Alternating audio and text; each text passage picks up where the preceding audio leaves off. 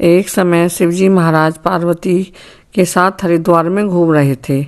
पार्वती जी ने देखा कि सैकड़ों मनुष्य गंगा में नहा नहाकर हर हर गंगे कहते चले जा रहे हैं, परंतु प्राय सभी दुखी और पाप परायण हैं।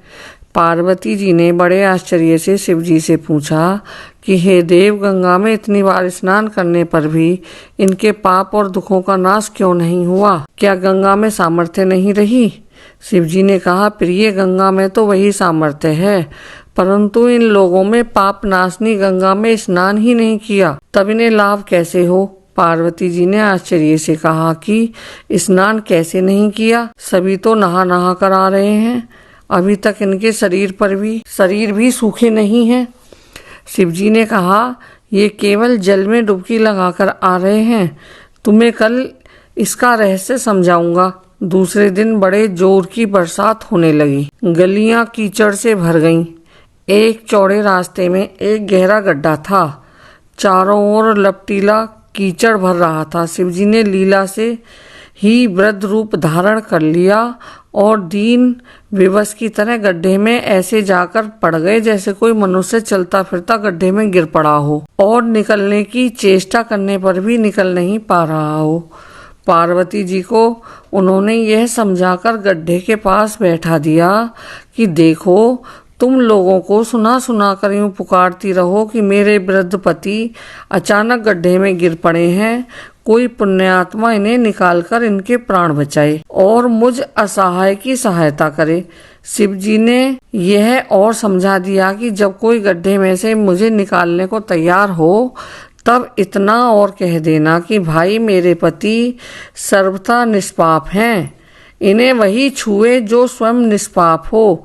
यदि आप निष्पाप हैं तो इन्हें हाथ लगाइए, नहीं तो हाथ लगाते ही आप भस्म हो जाएंगे। पार्वती जी तथास्तु कह के गड्ढे के किनारे बैठ गईं और आने जाने वालों को सुना सुनाकर शिवजी की सिखाई हुई बात कहने लगीं। गंगा में नहाकर लोगों के दल आ रहे हैं। सुंदर युवती को यूं बैठी देखकर कईयों के मन में पाप आया। कई लोग लज्जा से डरे तो कईयों को कुछ धर्म का भय हुआ, कई कानून से डरे। कुछ लोगों ने तो पार्वती जी को यह भी सुना दिया कि मरने दो बुढ़े को, क्यों उसके लिए रोती हो? आगे और कुछ दयालु सच्चरित्र पुरुष थे, उन्होंने करुणावश हो युवती के पति को निकालना चाहा, परंतु पार्वती के वचन सुनकर वे भी रुक गए।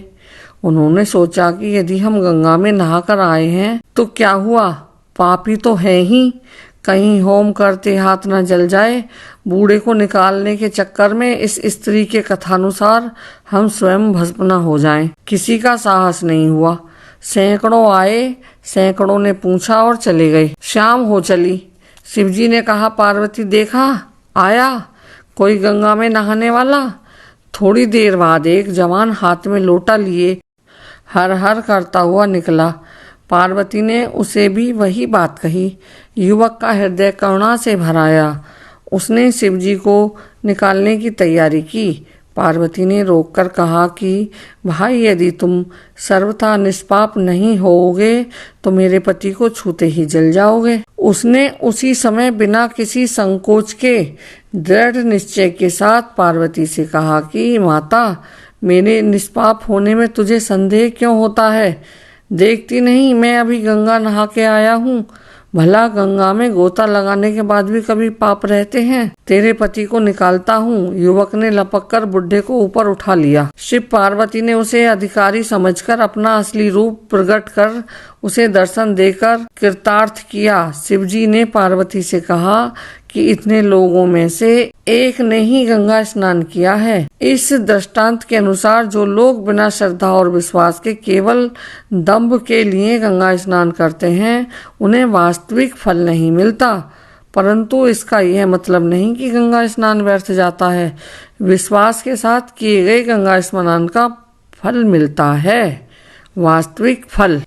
इस कहानी का भाव यह हुआ कि हम जो भी कार्य करें पूर्ण श्रद्धा के साथ करें। श्रद्धा के साथ किया हुआ कार्य ही सफल होता है। दोस्तों, इसी तरह की और कहानियों के लिए आप हमारे YouTube चैनल SRH कहानियाँ सब्सक्राइब करें। धन्यवाद।